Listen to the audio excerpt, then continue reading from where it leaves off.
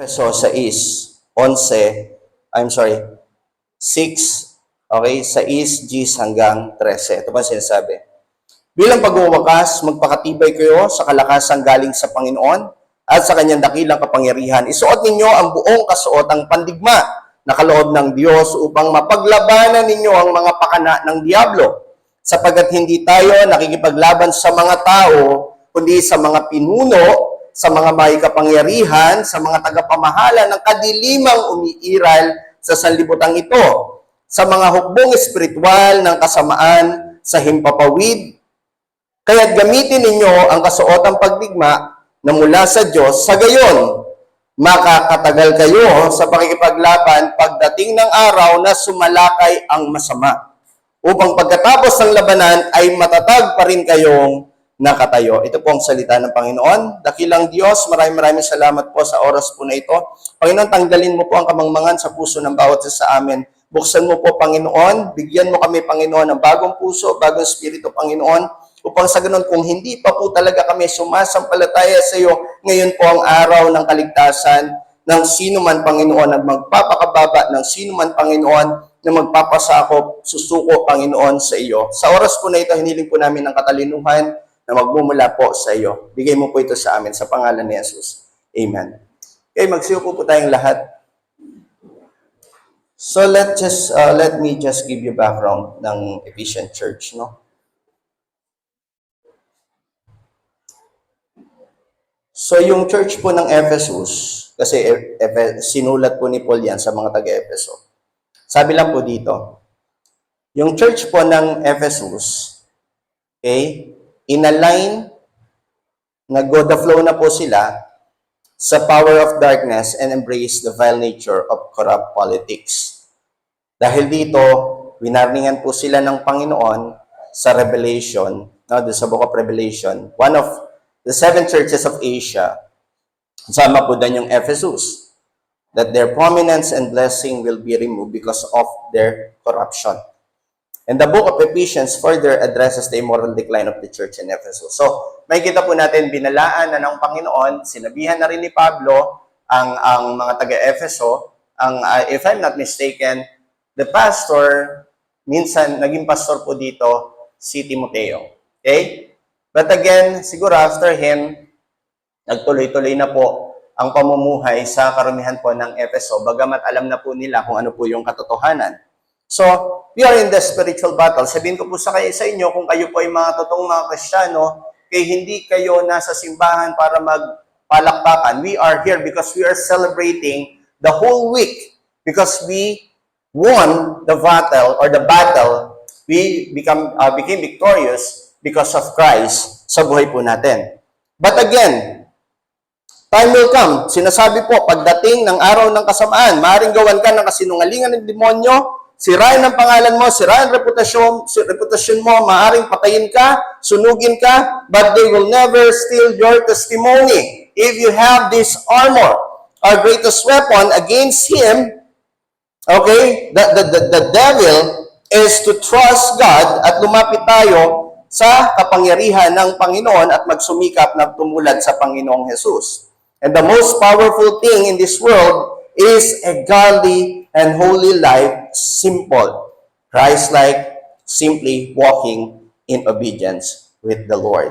Kaya minsan, mapapansin po natin, there are many people around this place, lalo na dito sa Mariveles, ang daming corruption, politics, nagkalat, yung tinatawag po nating sexual exploitations, nakikita po natin yung tinatawag po nating drug addictions, nakikita po natin vices, nakita po natin talagang yung tinatawag nating depression sa area ng Mariveles. Makikita din po talaga natin dito, okay, pag pumupunta po kami sa mental hospital, we can see many people dumadayo from different places, nagpapatingin din po sila mentally. And if we are not aware, no, even our mental capacity are being attacked by the devil. Kaya nga mga kapatid, our greatest need is to be like Jesus. Mga tatay, the greatest need of your family is you to become like Jesus. Kasi kapag ka ikaw tatay, tapos hindi ka katulad ng ating Panginoon, ikaw mismo nagpapahamak sa family mo. The greatest need ng mga anak natin, okay, ay walang iba kundi ang kanilang mga magulang ay tumutulad sa ating Panginoong Hesukristo at lumalakad sa kapangyarihan po ng ating Panginoon. There is an all-out war between the kingdom of the darkness and the kingdom of heaven. Yan po ang tatandaan po natin. Pastor, kailan yung evil days? Noon pa yon, hanggang ngayon, at sa mga susunod pa. At mapapansin niyo po, ang mga tunay lamang na sumasampalataya sa Panginoon ang matitirang nakatayo. That's why we should not be confident doon sa sarili nating kakayanan. Hindi, malakas ang pananampalataya ko. Kayang-kaya kong pagtagumpayan. Kayang-kaya kong ipanalo ang laban na yan. No! Huwag tayong mag-akala na malakas tayo. Baka dumating panahon tayo ay bumagsak. Okay? Most of the people are walking without any idea about the warfare. Pastor, anong warfare? Yan po yung digmaan. When you are a Christian, tandaan mo ito, nakalista na ang pangalan mo sa digmaang ito, ikaw ay kawal na ni Kristo. Tandaan mo, you are Satan's target. Okay? When you become a Christian, you are Satan's target. But the good thing is, you are enlisted dun sa book of life. And when you are enlisted or nakalagay na yung pangalan mo sa book of life, then you are God's soldier, God's mighty warrior. And if you're God's mighty warrior, you are preparing, training, strengthening yourself into this battle. So, you should be happy. But we should fear God. We should obey Him, we should love Him, and we should remain faithful sa digmaan po na ito. For a Christian war is inevitable. Hindi maiiwasan. Kaya sasabihin natin, Pastor, kung kailan ako naging Kristiyano, tsaka naman sumugod ang mga nangungutang sa akin. Ibig mo sabihin, kung hindi ka naging Kristiyano, wala ka ng balak bayaran yung utang mo. Hello? Pastor, di ba, mas maganda nga kapag nabayaran na yung mga utang. Oo naman, mas maganda yan. Pastor, kung kailan ako naging Kristiyano, tsaka pa nagkanda, gulo-gulo yung buhay ko. Kapatid, noon pa man, magulo na ang buhay mo. At ito nakakalungkot. Nung wala ka pa kay Kristo, hindi lang magulo ang buhay mo, nakalinya ka papuntang impyerno. Buti na lang, nakalista na yung pangalan mo. At doon sa laban na lalabanan po natin, hindi ka pababayaan ng ating Panginoon. Remember, Shadrach, Meshach, and Abednego. Kilala niyo po ba yung tatlong yan? Okay? Nilagay po sila sa pugon. They were not spared doon sa pugon na ilagay sila doon, but they were spared from the fire of that pugon. Ibig sabihin, sinamahan sila ng Diyos sa gitna ng kainitan na yun. Si Daniel, kilala niyo si Daniel? Anak ni Brother Vidal? Hindi po. Daniel, Prophet Daniel. Saan siya dinala? Tinapon siya sa yungib ng mga leon. Hindi siya na-spared sa parusa na yon because of being firm in his conviction, in his faith. Pero in-spare siya ng Panginoon. Hindi man lang umangay yung mga leon. Naging, hey, kiti. Meow. Why? Because he wore the armor of God. See? There are three possibilities sa mga Kristiyano po.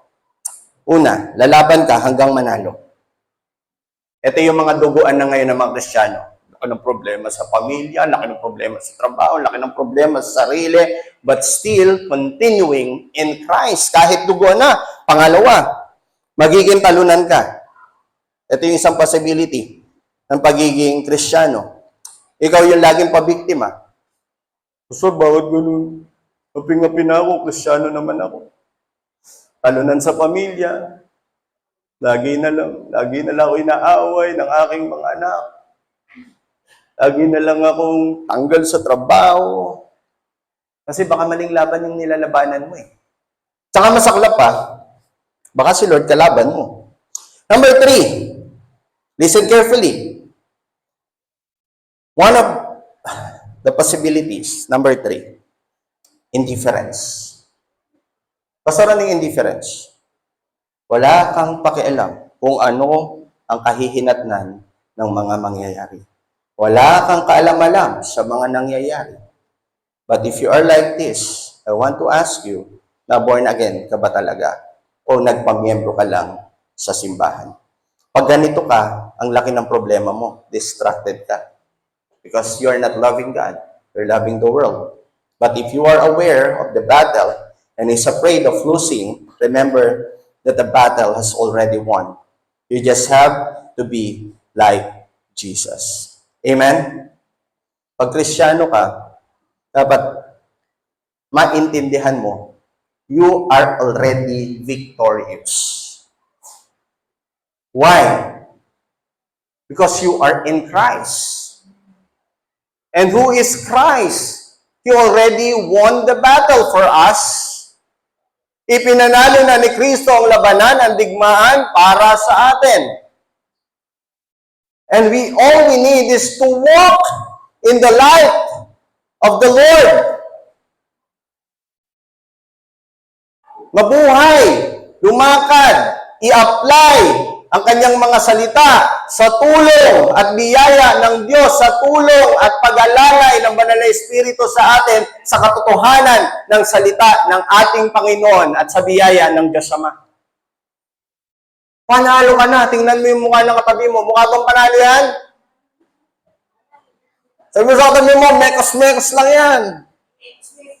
Ang problema yun, nag-mekos-mekos na lang tayo eh. Amen?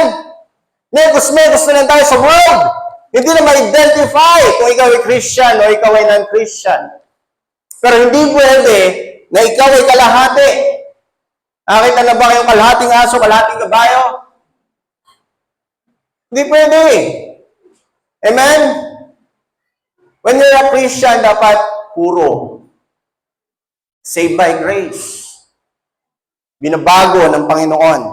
Kaya sabi sa verse 10 in chapter 6, bilang pangwakas, wakas na pala eh. Ay, bilang pangwakas, sabi diyan, magpakatibay kayo sa kalakasan galing sa Panginoon. That's the first thing. Be strong in the Lord. Sabi niya nga, be strong in the Lord. No human power alone can stop the devil's schemes. Tandaan niyo ito, wala kang panama sa diablo. Tingnan mo yung katabi mo. Physically, tingnan mo yung katabi mo. Eh? Kung physical lang pag-uusapan, talo yan. Yung pastor niyo nasa harap. Pastor niyo nasa gilid. Tingnan ninyo. Pastor niyo may hawak ng mic, dispalinghado pa. May paglaban ako sa demonyo? No. But God is waging war against the devil. Kaya nga no human power alone can stop the devil's scheme. Kung anong pakanan ng diablo, talo tayo dyan lagi kapag sarili lang natin. Ito matindi pa, ito matindi. Pagdating sa digmaang espiritual, ang tanong, may lalaban tayo? Hello? Babasa kang Bible? Pag Sunday, nadala ka ng Bible? Sometimes, nagpe-pray ka sa Lord. Pag kailangan, hey kapatid, pag kailangan, dapat araw-araw, you pray without ceasing. Kasi araw-araw, kailangan natin ng Diyos eh. Okay? Matan ka ng mga gawain, sabi ni author ng Hebrews, huwag ninyong pababayaan ng pagtitipon gaya na ugali ng iba, hindi mag-aralan kayo sa isa't isa, lalo na kung yung namamalas na nalalapit na ang araw. Diba? Eh kung hindi po natin nagagawa yung mga bagay na yan, anong laban natin sa kaaway? So, but God can and has already disarmed the rulers and authorities and put them to open shame by triumphing over them in Him. Colossians 2:15. Yan po yung sinasabi po diyan. Okay? Colosas 2:15. Sa pamamagitan, samahan niyo nga po ako, sa pamamagitan ng kanyang kamatayan sa krus, nilupig niya ang mga pinuno at kapangyarihan ng sanlibutan. Ang mga ito ay parang mga bihag na kanyang pinarada sa madla bilang katunayan ng kanyang pagtatagumpay. Kita ninyo, when Christ was crucified on the cross, it means victory. Lahat ng kalaban ang may kapangyarihan sa sanlibutan, nakapako na. Natalo na. So, binihag na ito. Sabi, parang mga bihag, pinarada. Ang sabi pa nga po dito sa ibang translation, in this way, it disarmed the spiritual rulers and authorities. So, lagi po natin na-mention, hindi ka maaano. Sabi niyo, hindi maaano. Pero bakit ka naaano? Kapag ikaw Kristiyano, hindi ka maaano ng demonyo. Pero bakit didemonyo ka pa rin? Big problem. Tama? Kaya lang, ang linaw na sinasabi nito, nung si Jesus namatay sa krus, disarmed na lahat ng authorities. Okay? Pinahiya na nga lahat ng kalaban. Alam niyo si Satan? Akala ni Satan, ang kamatayan ni Jesus, ang magiging katagumpayan niya. Kaya sikap niya na si Jesus, okay, ay ipapatay, sikap niya na pagbabatuhin, okay? Basta pag namatay si Jesus. Kaya lang, the time when Peter told Jesus, sinabi kasi ni Jesus yung kanyang kamatayan Okay? Sabi ni Peter sa kanya, huwag nawa po mangyari. Anong pipigilan mo? Kasi ang gusto ni Jesus, ang gusto ni Satan, mamatay si Jesus in different way. Pero ang hula, mamamatay si Jesus sa cross. Kaya akala ni Satan, simula nung tinetempt niya si Jesus, magtatagumpay siya. Hindi alam ni Satan na kinakalaban niya ay anak ng Diyos. That's the reason why Jesus told Satan, okay, wala kang ibang sasambahin kundi ang Panginoon mong Diyos. Hindi ako sasamba sa iyo, ako ang Diyos mo, ikaw ang sumamba. Kaya lang, si Satan, punong-puno ng tinatawag po nating kayabangan o yung tinatawag po nating pride. At ang nangyari nga po, na si Jesus napako sa krus, nakita po natin, wala nang kapangyarihan ang diablo sa mga sumasampalataya. I ask you, do you have struggles? May mga struggles po kayo? Ito tanong ko sa inyo, daily po ba? Araw-araw? Ito tanong ko pa, anong klaseng struggle yan? Kasi kung struggle yan, tungkol lang sa mga material na bagay at hindi ito tungkol sa pagkapanalo natin laban sa kaaway, kapatid, ang babaw ng struggle na yan. But if your struggle is about our warfare, pakikipagdigma sa kaaway, let me tell you, believe that you are already a winner.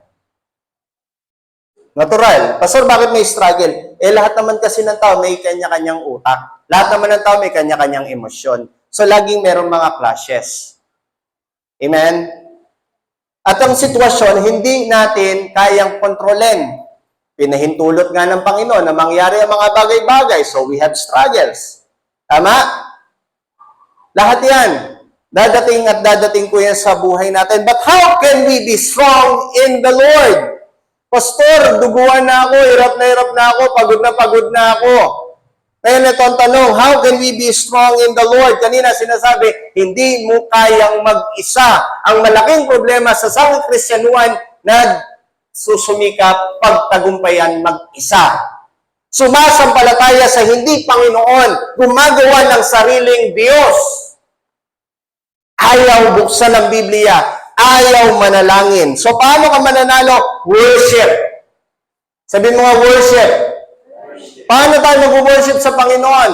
Kahit ano pa man ang mangyari sa buhay mo, magpatuloy ka sa pag-worship, pagsamba sa Panginoon. Remember Job, nawala ng lahat sa kanya, pera, ang daldalera niyang asawa. Pero lumuhod siya sa Panginoon. Nag-worship siya. Pinapanalo ba siya ng Panginoon? Yeah. The Word of God. Ang problema, gusto nating manalo sa Diablo, wala tayong idea sa salita ng Panginoon. You read the Word of God. Tanungin ko kayo, yung mga may hawak ng cellphone po ngayon, anong nakasulat po dyan? Kasi kung hindi po yan salita ng Panginoon, you are being distracted by the devil. At ito, sasabihin ng tao sa'yo, huwag kang makinig sa pastor na yan. Mas masarap kung ano man yung ginagawa mo. Pero kung yan ay Word of God, let me tell you, lalakas ka. And a life of prayer. You pray. You pray. Nagpe-pray ka? Nananalangin ka? What kind of prayer are we praying? Diba ganito? Nakakita ka ng magandang damit. Lord, sana makabili po ako nun. Lord, diba, love mo naman po ako? So Lord, ang ganda po nung Tapos ang problema, ganito, sabi ng Panginoon, no. Tapos sasabihin mo kay Lord, Lord, di ba sabi mo, lahat ng bagay dadagdag na lang sa akin? Ang problema, nakalimutan mo yung dalawang bagay. Unahin mo ang kaharian ng Diyos at ang kanyang kabanalan.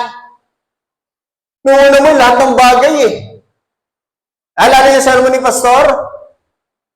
Pastor Ron, dalawang bagay, tanggalin niyo sa buhay niyo. Distraction. Mga bagay na piling niyo maganda, kaya lang nadidistract kayo. Lumalayo kayo sa Panginoon. Pangalawa, kasalanan. Okay? So you pray.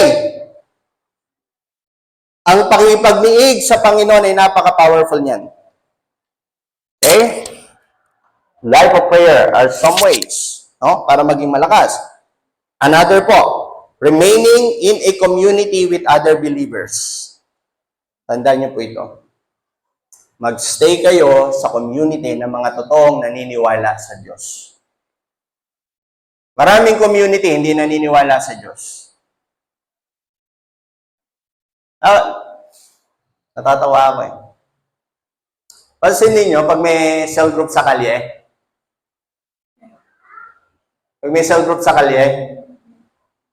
pag si San Miguel umilalim na, cell group din po yun. Kaya lang address kay Satan. Because kaya nga tinawag na spirits ang alak.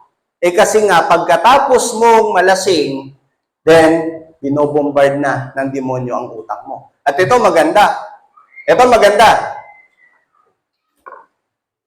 Pagka nagkalasingan, itong gagawin nila. Lead me, Lord. Lead me by the hand and make me face the rising sun. Ang lupit Tapos kakanta pa. Who am I that the Lord... Ito, matindi. Siya ang iyong kailangan. Tapos kata, alam mo pare, ang buti-buti ng Diyos sa amin.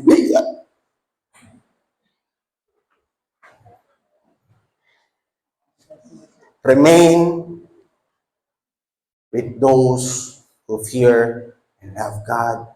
Kaya tayo nag-o-open ng mga cell groups po natin. They are not perfect. Your leaders in your cell groups, your pastors, we are not perfect. Pero sabi ng Panginoon, kung saan nagkakatipon ang mga sumasampalataya, nandun siya sa gitna. So naniniwala ako kapag nasa mga life groups po tayo, we are being blessed by the Lord. But another critically important way to find strength is to address weakness. Ito po. Para mabigyan kayo ng totoong lakas ng Panginoon, i-admit nyo yung mistake. Ganito. Lord, mahina po ako sa babae. Ano ibig mo sabihin mahina ka sa babae? Lord, pag nakakakita po ako ng babae, nakakalimutan ko po asawa ko. So, you are being honest. You are being honest. And you ask the Lord, Lord, please give me strength in this. Ano ganito? Di ba nag-asawa po ako? Way back 2015? 2015 tayo, no? Okay. Okay. Ito, sabihin ko sa inyo. Kinukwento ko to kay Mami. Nung ako po, pastor, ang dami kong nagiging crush na magaganda. Nung single pa po ako. Okay? E nung may asawa na ako, Lord, I need to be faithful to my wife. May katabi akong babae. Ganda. Pagtingin ko sa kanya, alam niyo nakikita ko mukha? Mukha ni Mami. Lord, patawarin mo po ako. Natutokso po ako. Tapos kukwento ko yung kay Mami. Kukwento ko sa asawa ko yan. See? Admit mo yung weakness mo sa Panginoon, the Lord will strengthen you.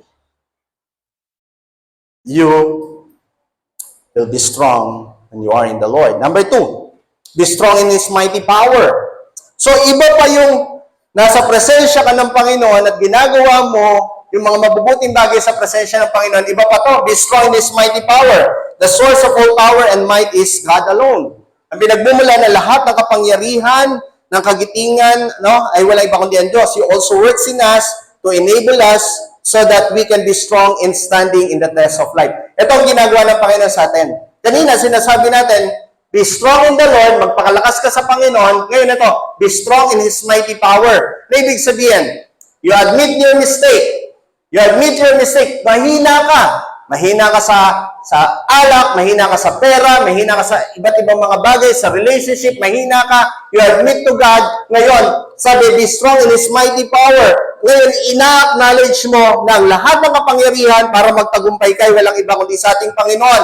He will work in us. Ang goal ito, hindi ka magpe-pretend. Listen, hindi ka magpe-pretend, ay, malakas ako kasi nasa Lord ako. Most of the time, yung mga taong yon, konting pitik lang ng kaaway, tumba na. Ay, ito, matindi pa. Hindi na kailangan ng kaaway. Tinan mo katabi mo, sabihin mo, ikaw pa lang. Sapat na. Okay. Pasara niyo yung enable us. Si Pastor ilang beses sinesermon po niyan tungkol sa Holy Spirit. Pag nagbuhos po tayo ng tubig, saan po dumadali yung tubig? Nakita na po kayo nagbuhos ng tubig, pataas. Ba, binuhos sa ganyan? Umibabaw? Hindi eh. Pag binuhos ang tubig, pasaan? Ang Holy Spirit is like the water. At listen, yung may mga humble spirit, yung mga humble heart, yun yung ini-empower ng Diyos. Hindi ini-empower ng Diyos ang mayayabang. Hindi ini-empower ng Panginoon na naggagaling-galingan. Hindi ina-empower ng Panginoon nagpe-pretend ng malakas siya. No. You surrender totally sa ating Panginoon. Okay? Bakit? Kasi nga, kapag humble ka, yun yung time na gagawin mo ang ipinapagawa sa iyo ng Diyos. Amen? Amen po ba? Palagay niyo po, pwedeng ilipat ang bundok sa kaliwa papunta sa kanan? Pwede. Paano niyo gagawin yon? Okay? The Lord will enable you. Ikaw ba yan? Ayan. Alam niya kung paano. Tanungin niyo siya. Okay? His strength, kasi wisdom yung binigay ng Panginoon sa kanya. Ewan ko lang, sana gawin mo mabuti, ha? Okay? Siyempre, figurative yun. Okay? His strength overflowing from His power to us produces in us the strength to endure and overcome. Yung kapangyarihan ng Diyos, overflowing. Alam niyo overflowing? Umaapaw. The more the humble you are, the more the overflowing the power of the Spirit in you. Yes, you will struggle. Maraming iba't ibang mga magiging problema sa buhay. Magkakaroon kayo ng mga clashes, ng kapwa nyo, etc. But if you're humble before the Lord, ang laki ng problema ko. Lord, please help me. Lord, basag na ako. Ayokong gamitin ang sarili kong lakas. Ayokong gamitin ang sarili kong talino. Lord, just give me wisdom. And when you always reading the Word of God, sabihin ko sa iyo kapatid, sabihin ko po sa inyo mga kapatid, yung strength to endure and to overcome. Mangyayari po sa buhay niyo. We cannot make ourselves strong, but we can trust Him that He will give us the power to overcome. No? Hindi natin kayang palakasin sarili natin. Nakita na po ba kayo yung nakadapa na, tapos binubuhat yung sarili niya? Nakadapa, nakatihaya. Alam mo, nag-slide. Hindi na makabangon. Tutulungan ko yung sarili ko, hahawakan yung buckle. Marinig niyo po yan sa full armor, ha? Hawakan yung buckle, tapos iaangat yung sarili niya para makatayo. Nakita na po kayong ganong klaseng tao? Marami pong ganong klaseng Kristiyano. Dapa na nga, ayaw pang i-humble ang sarili, ayaw pang hingin sa Panginoon, Lord, palakasin mo po ako. Lord, dalhin mo po ako sa mga tamang tao. Lord, yung word mo po, kine-claim ko po yan, nananalangin po ako sa iyo, nagtitiwala po ako sa iyo, please. Okay? Ephesians 1:19-20, ito po yung sabi. Makibasa po. At kung ano ang di masukat niyang kapangyarihan na kumikilos sa atin na nananalig sa Kanya, ang dakilang kapangyarihan ding iyon, ang muling bumuhay kay Kristo, nagpupo sa Kanya sa kanan ng Diyos. Alam niyo kung gaano kalakas yung kapangyarihan na yun? Yun yung kapangyarihan tutulong, yun yung kapangyarihan ibibigay sa inyo ng Panginoon, yun yung kapangyarihan dadalhin sa inyo, yung kapangyarihan bumuhay sa ating Panginoong Hesus mula sa kamatayan. Hindi yung tutulungan mo yung sarili mo, di ba? Most of the time. Kaya hindi ka kasi tinutulungan ng Diyos, hindi mo kasi tinutulungan sarili mo eh. Most of the time, yun yung sinasabi sa atin, hindi nga natin kayang tulungan sarili natin, so magpatulong tayo sa Panginoon, humble mo yung sarili mo. At pag kaya mo na, ikaw naman tumulong doon sa mga hindi kayang tumulong. Tulungan ng mga sarili. Pero ito, paano magiging applicable yan pagka Kristiyano ka na? Hindi mo natutulungan ng sarili mo. You will walk with Jesus. You know, you're not helping yourself. The Lord is now enabling you because you are submitting to God's power. You are being strengthened by the Lord. Okay? Ano yung kapangyarihan yan? Yan lang naman yung bumuhay sa Panginoon. Yan lang naman yung kapangyarihan nung nagsalita ang Panginoon, magkaroon ng liwanag at nagkaroon nga. Yan lang naman kapatid, nung sinabi ni Jesus, Lazaro, bumangon ka. Yan lang naman yung kapangyarihan nung sinabi ng Panginoon, dumilat ka. Yan lang naman yung kapangyarihan, sinabi ng Panginoon, lumakad ka. Yan lang naman yung kapangyarihan na magdadala sa atin mula sa kapahamakan tungo sa kaligtasan. How powerful is that? So be strong in His power. Huwag ka sa kung sino-sinong lakas ang pinupuntahan natin. And lastly, verse 11, sabi po dyan,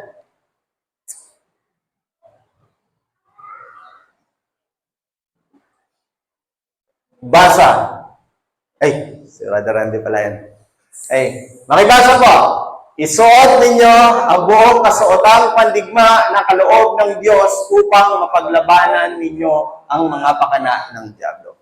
So, hindi tayo lang magstay sa Panginoon, hindi tayo magiging idle, I rather say that. Hindi tayo magiging tamad, hindi tayo mag-stay lang sa isang lugar. Ang sabi po diyan, isuot ninyo kasuotang pandigma na kaloob ng Diyos. Ibig sabihin, may laban tayo. Sabihin mo sa katabi mo, may laban tayo. May laban tayo. Itaas ang kamay. Okay? Put on the full armor. One cannot win unless one puts on the armor. Never lay your armor down. Daily, mga kapatid, daily, put on your armor. Pastor, ano yung armor na isusuot namin? Yan yung pag-uusapan natin sa mga susunod na Sunday. Pero let me elaborate those things sa inyo. Sabi po sa Ephesians 6:14-17, sabi nakasulat, isa-isa po natin, kaya't maging handa kayo, ibigkis sa inyong baywang ang simpron ng katotohanan. Sintron ng katotohanan. At ang pangalawa, isuot. Ito, sintron ng katotohanan. Tapos, isuot sa dibdib ang baluti ng katwiran. Kasunod, isuot ninyo ang sapatos ng pagiging handa sa pangangaral ng magandang balita ng kapayapaan. And verse 16, lagi ninyong gawing pananggaang ang na siyang papatay saan? Alright, verse 17, isuot ninyo ang alin? Alin po? Pag namatay ka ba, pupunta ka sa langit? Ba't ko akong tila nag-yes? Di kayo sure? Suotin niyo ang helmet ng? Gamitin ang tabak ng? Walang iba kundi ang? Hallelujah. Yan po ang isusuot po natin. Bakit natin kailangang isuot yan? Kasunod na verse. Verse 12. Ay, ano na po yan? Verse 6 po. 6. Tingnan nyo mabuti. Basa. Sapagkat hindi tayo nakikipaglaban sa mga tao, kundi sa mga pinuno. Sinong pinuno? Hindi po ito pinuno ng mga, hindi tayo nagre-rebelde. Baka ito kasi yung mindset ng iba. Tara, mag-rally tayo mga Kristiyano. Tara, rally tayo. Dadating ang SB19. SB19 ba yan? Dadating si Lady Gaga.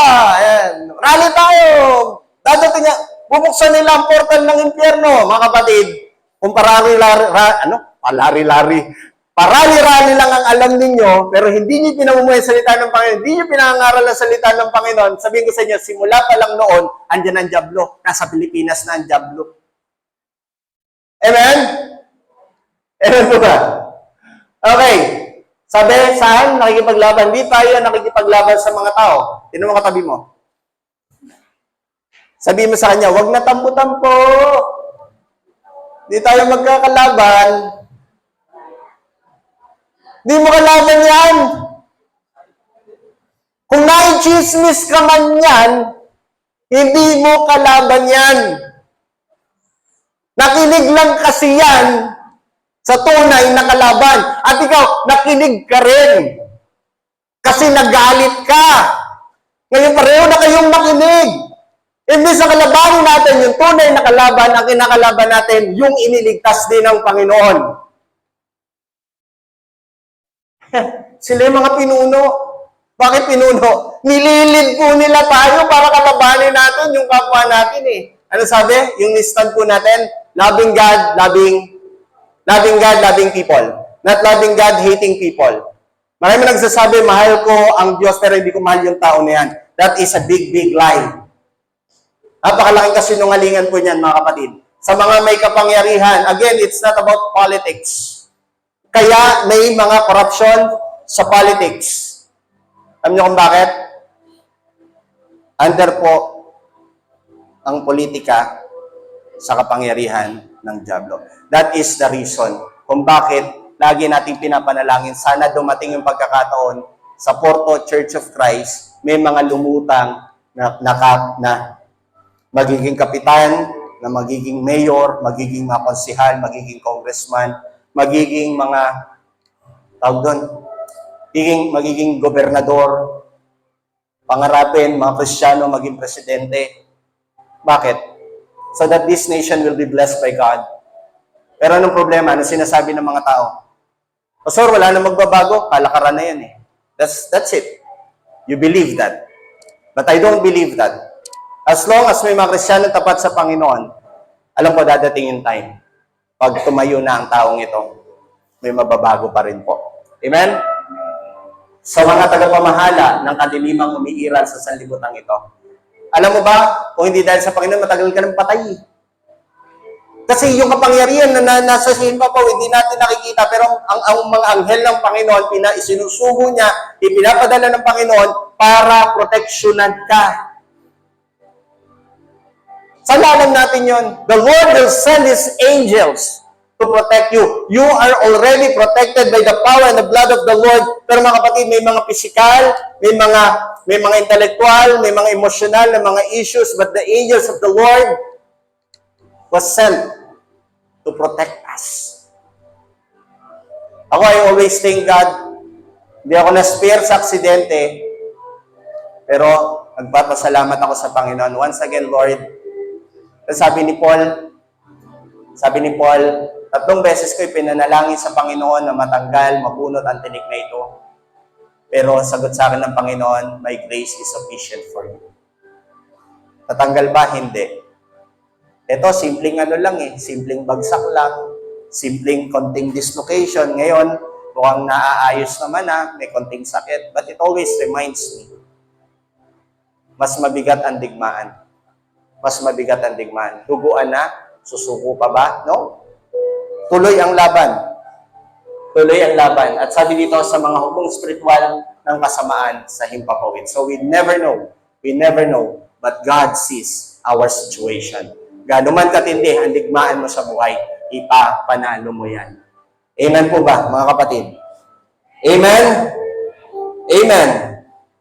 So, we are dealing with the power of God and the armor that you have, and God, through that, will take care of the enemy. Ngayon, stand firm, mga kapatid. Sabi ng James 4:7, resist the devil and he will flee from you. Okay? Gaano man kabigat ang digmaan na binabaka mo ngayon, gaano man kalakas ang kaaway na nang-o-oppress sa iyo ngayon, tandaan mo na ipanalo na ng Panginoon ang laban. Okay? Maaari hindi tayo makaiwas sa sakit, pero yung sakit na yan ang magdadala sa atin para mas maging humble tayo sa Panginoon. The only way we can stand firm is when we really are in Christ. When we put on the full armor of God, ang ibig sabihin nun, ang ibinihis natin sa ating buhay ay walang iba kundi ang ating Panginoong Jesus. Na namatay sa krus, tinubos lahat ng ating kasalanan, nabuhay pagkatapos ng 3 araw, at nagbibigay, nag-offer ng kaligtasan sa mga sumasampalataya sa Kanya. Magsitayo po tayong lahat. Heavenly Father, we thank you.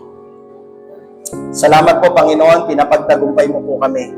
Salamat po, Panginoon, kahit gaano man katindi, kabigat ang aming mga pinaglalaban, Panginoon, ang aming laban, Panginoon, sa aming buhay.